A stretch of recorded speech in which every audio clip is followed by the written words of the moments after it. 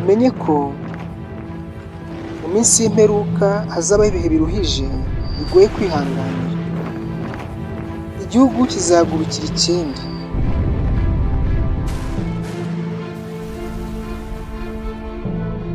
Hazabaho imitingito ikomeye, hirya no hino hazabaho inzara,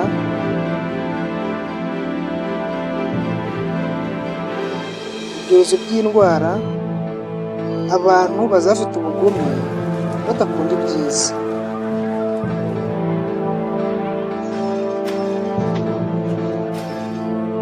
Nanone ubutumwa bwiza bw'ubwami buzigishwa mu isi yose ituwe. Uzihangana akagera ku iherezo niwe uzakizwa.